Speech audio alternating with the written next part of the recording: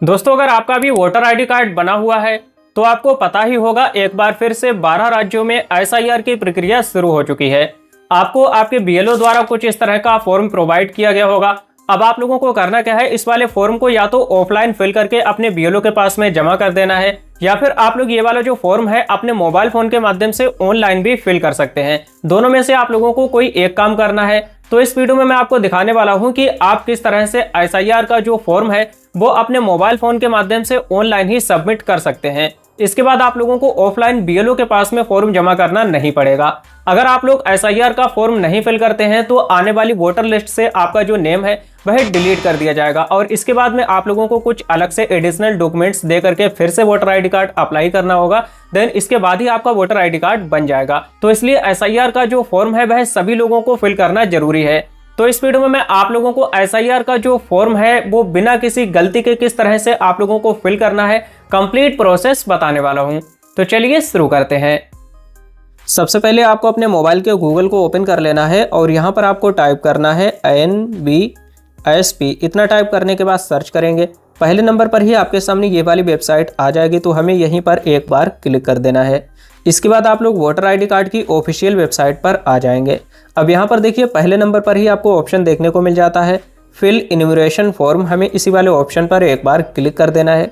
Click करने के बाद आपके सामने कुछ इस तरह से पेज आ जाएगा, लेकिन सबसे पहले आपको यहाँ पर साइन अप करना होता है। देन इसके बाद आपको लॉगिन करना है। साइन अप करने के लिए साइन अप वाले ऑप्शन पर एक बार क्लिक कर देना है। इसके बाद यहाँ पर आप लोगों को अपने मोबाइल नंबर को एंटर करना है। इस कैप्चा कोड को सेम टू सेम यहाँ पर फिल करना है और कंटिन्यू वाले ऑप्शन पर एक बार क्लिक कर देना है। और इसके बाद यहाँ पर आप लोगों को अपने फर्स्ट नेम को एंटर करना है। यहाँ पर आपको अपने लास्ट नेम को एंटर करना है। देन इसके बाद रिक्वेस्ट ओटीपी वाले ऑप्शन पर एक बार क्लिक कर देना है।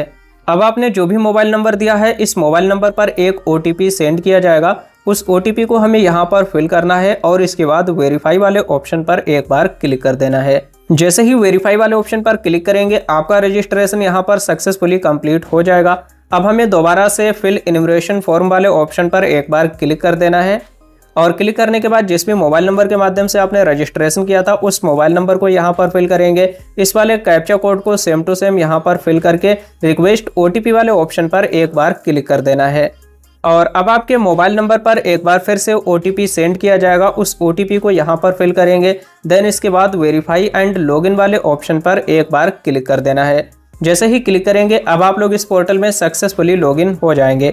यहाँ से आप लोगों को अपने स्टेट का नाम सेलेक्ट कर लेना है। सेलेक्ट स्टेट वाले ऑप्शन पर क्लिक करेंगे तो इस समय जिन भी स्टेट्स में एसआईआर की प्रक्रिया चल रही है उन सभी स्टेट के नेम आपके सामने कुछ इस तरह से आ जाएंगे। जिस भी स्टेट में आप एसआईआर का फॉर्म फिल करना चाहते हैं उस स्टेट का नाम यहाँ से हमें सेलेक्ट कर लेना है। इसके बाद यहाँ पर आप लोगों को अपने वोटर आईडी कार्ड नंबर को एंटर करना है और इसके बाद सर्च वाले ऑप्शन पर एक बार क्लिक कर देना है। और जैसे ही सर्च वाले ऑप्शन पर क्लिक करेंगे, इसके बाद में यहाँ पर जो भी इलेक्टर यानी कि आपका नेम है वो आ जाएगा। इसके बाद में एपिक नंबर आ जाएगा। तो ये जो सारी कुछ इन्फॉर्मेशन है वह आपके वोटर आईडी कार्ड से ऑटोमेटिक ही फैच हो जाती है। और इसी के साथ में नीचे की साइड में लिखा हुआ है कि आपका जो नेम है वह आधार कार्ड से एग्जैक्टली मैच होना चाहिए। यहाँ पर आपका नेम आ जाएगा और आपको आधार कार्ड में चेक कर लेना है कि सेम यही नेम आपके आधार कार्ड में है या फिर नहीं। अगर नेम मैच नहीं होता है या फिर मोबाइल नंबर लिंक नहीं है तो यहाँ पर आपका जो भी बीएलओ होगा तो उस बीएलओ का नेम देखने को मिल जाएगा और उस बीएलओ का मोबाइल नंबर भी आप लोग देख सकते हैं। इनसे आप लोग कॉन्टेक्ट करके ऑफलाइन फॉर्म को फिल कर सकते हैं। तो यहाँ पर हमारा आधार कार्ड में और वोटर आईडी कार्ड में बिल्कुल सेम नाम मैच है और हमारे आधार कार्ड वोटर आईडी कार्ड में मोबाइल नंबर भी लिंक है। अब मैं आपको आगे का प्रोसेस बता देता हूँ। अब नीचे की साइड में आप लोगों को यहाँ पर अपने मोबाइल नंबर को एंटर करना है। देन इसके बाद में सेंड ओटीपी वाले ऑप्शन पर एक बार क्लिक कर देना है। अब आपको यहाँ पर वेरीफाई ओटीपी वाले ऑप्शन पर एक बार क्लिक करना है। जैसे ही क्लिक करेंगे, हमारा जो ओटीपी है वह ऑटोमेटिक ही वेरीफाई हो जाएगा। ओटीपी वेरीफाई होने के बाद में नीचे की साइड में आएंगे। अब यहाँ पर आप लोगों को 3 ऑप्शन देखने को मिल जाएंगे, जिसमें कि जो सबसे पहला वाला ऑप्शन है इसमें बताया गया है कि अगर आपकी उम्र 38 साल या फिर इससे अधिक है तो आपको 2003 की वोटर लिस्ट में नेम चेक करना है। अगर उस लिस्ट में आपका नेम मिल जाता है तो आपको यहाँ पर पहले नंबर वाले ऑप्शन को सिलेक्ट करना है। लेकिन ये ऑप्शन सिर्फ उन्हीं को सिलेक्ट करने का आएगा जिन लोगों की उम्र 38 साल से अधिक हो चुकी है। हमारी उम्र अभी 38 साल नहीं हुई, इसलिए यहाँ पर ये वाला जो ऑप्शन है वह शो नहीं हो रहा। अब आप लोगों को सेकेंड नंबर पर एक और ऑप्शन देखने को मिल जाएगा, जिसमें कि बताया गया है कि अगर आपकी एज 38 साल कंप्लीट नहीं हुई है तो आपके माता पिता या फिर दादा दादी इनमें से किसी का भी नाम 2003 की वोटर लिस्ट में होना चाहिए। अगर आप वोटर लिस्ट चेक कर चुके हैं, उसमें नेम है, तो आप लोगों को सेकेंड नंबर वाले ऑप्शन को सिलेक्ट कर लेना है। अब इस वाले ऑप्शन को सिलेक्ट करने के बाद में यहाँ पर अपने संबंधी की डिटेल को आप लोगों को फिल करना है। संबंधी मतलब जो 2003 की वोटर लिस्ट है, तो उसमें आपके माता पिता या फिर दादा दादी इन चारों में से किसी एक का नाम होना जरूरी है। अगर चारों का नाम है तो भी कोई भी प्रॉब्लम नहीं है, लेकिन किसी न किसी का नेम होना चाहिए। तो यहाँ पर आप किसका नाम डालना चाहते हैं तो उनकी इन्फॉर्मेशन फिल करना है।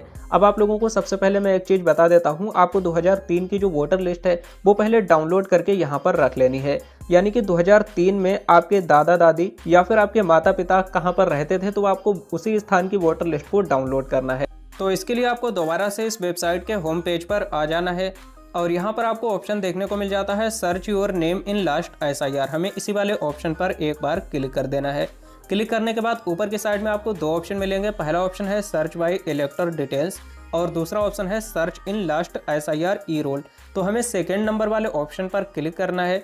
इसके बाद यहाँ से आप लोगों को उस स्टेट को सिलेक्ट कर लेना है जिस भी स्टेट में आपके माता पिता 2003 में रहते थे। तो यहाँ पर आप लोगों को 2003 के अकॉर्डिंग ही इन्फॉर्मेशन को सेलेक्ट करना है। देन इसके बाद आपको 2003 की वोटर लिस्ट को डाउनलोड करना है। सभी स्टेट के नेम आ जाएंगे। आप लोगों को यहाँ पर अपने स्टेट का नाम सेलेक्ट कर लेना है। यहाँ पर आप लोगों को डिस्ट्रिक्ट का नाम सेलेक्ट करना है।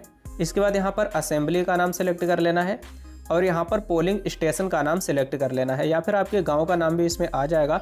अपने गांव का नाम यहाँ से सेलेक्ट कर लेना है। ये इन्फॉर्मेशन आप लोगों को वही सेलेक्ट करनी है जिस भी एड्रेस पर आपके माता पिता 2003 में रहते थे। सभी कुछ इन्फॉर्मेशन को अच्छे से फिल करने के बाद अब आपको व्यू वाले ऑप्शन पर एक बार क्लिक कर देना है। जैसे ही क्लिक करेंगे तो अभी आप लोग देख सकते हैं जो 2003 की वोटर लिस्ट है वो पूरी तरह से हमारे सामने कुछ इस तरह से डाउनलोड हो करके आ चुकी है। अब आपको कुछ नीचे की साइड में आ जाना है। यहाँ पर देखिए आप लोगों का नेम देखने को मिल जाएगा, इसके बाद पिताजी का नाम, साथ ही आप लोगों को यहाँ पर पार्ट नंबर, सीरियल नंबर वगैरह सभी कुछ इन्फॉर्मेशन देखने को मिल जाएगी।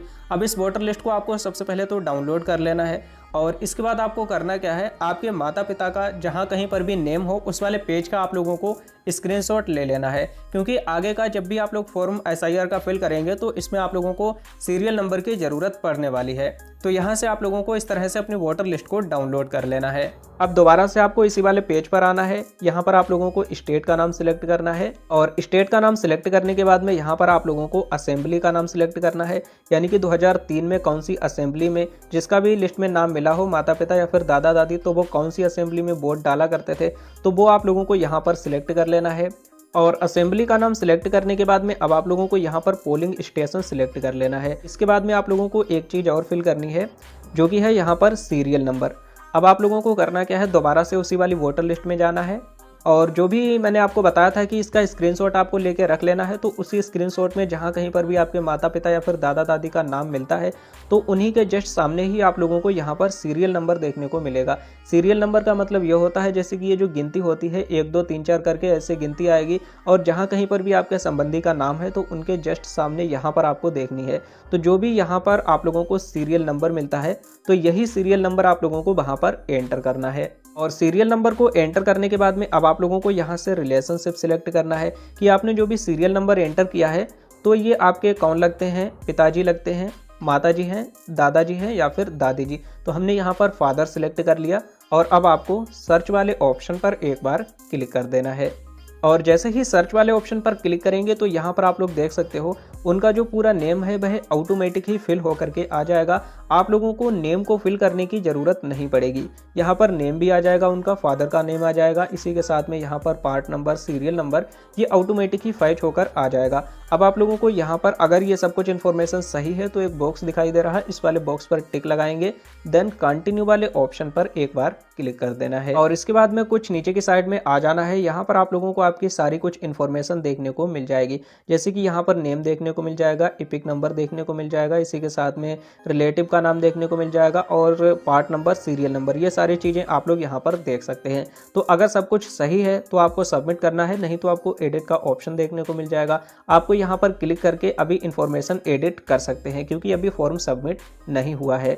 और अगर सब कुछ सही है, आपने अच्छे से चेक कर लिया है, तो अब आपको प्रीव्यू वाले ऑप्शन पर एक बार क्लिक करना है।